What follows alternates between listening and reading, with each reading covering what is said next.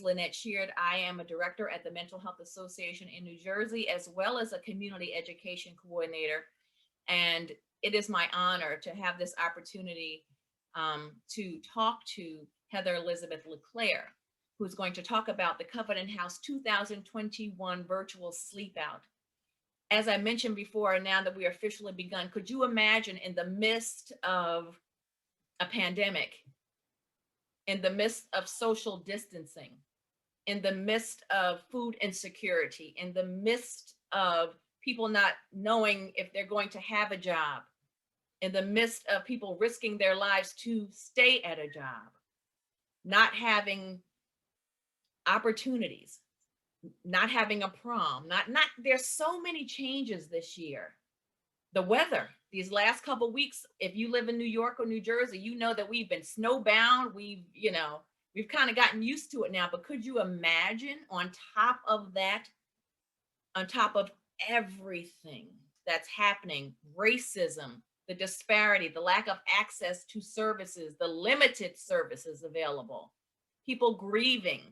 Could you imagine being a teenager, a young person, homeless, not even an adult homeless, a child?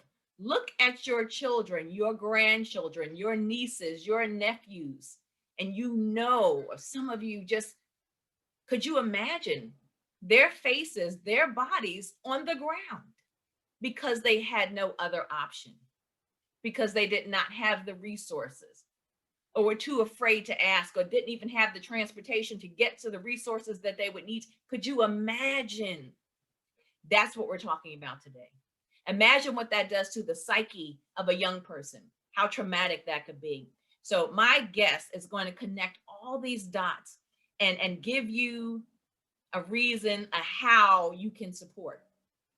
Also, on behalf of the Mental Health Association, I am so excited in the midst of all these things happening that, yes, we have a pledge against racism. The Mental Health Association in New Jersey understands that racism undermines mental health. Therefore, we are committed to anti-racism in all that we do. That means that we pledge to work against individual racism, interpersonal racism, and institutional racism in all their forms. And yes, Black Lives Matter.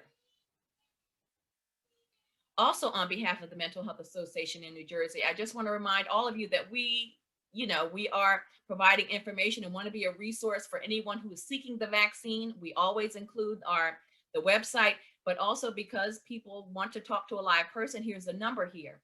Also, on the other side of your screen, on the other side of this slide, it's very important that you know that emotional support is available to all of you. You can be as young as 14.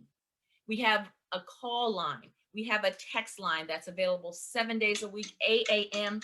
to 8 p.m. And we have free virtual groups. You do not have to be diagnosed with a mental illness. You don't have to claim anything. You could just drop in just to make a connection with someone, or just share your story, which could hopefully support someone else. So I encourage you all to seek out this information. Sorry about that.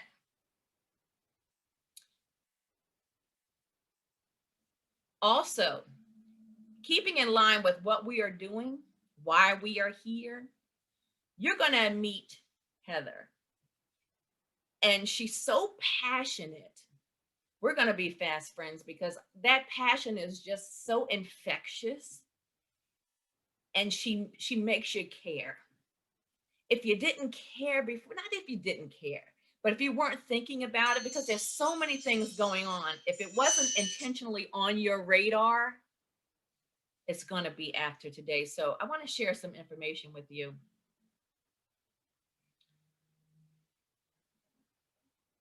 Why? Why are we, why? There's a study, and this is the most recent that I've seen, that of 218 surveys, health assessments that were done on youth,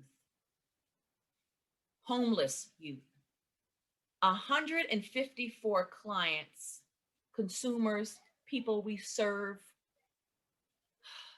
attend therapy. Interesting. Therapy is important, even just to have access to therapy.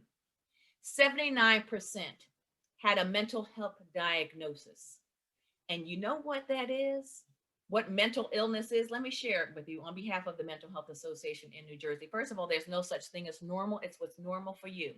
But a mental illness can be explained that, and mental illness is something that interrupts or disrupts a person's ability to simply live, laugh, love, and learn over a period of weeks or months. Imagine young people, 79% of homeless people have a mental health diagnosis. Based upon the average ACE score, which is the Adverse Childhood Experience score, is 4.73. An ACE score of 4 is serious. Serious enough for possibly medication. Think about that. Runaway and homeless youth suffer disproportionately from painful legacies of trauma stemming from family disruption and abandonment, sexual and physical abuse, human trafficking, involvement in the foster care system, family involvement with the criminal justice system, and life on the street, if you want to call it life. But my guess is going to connect all these dots.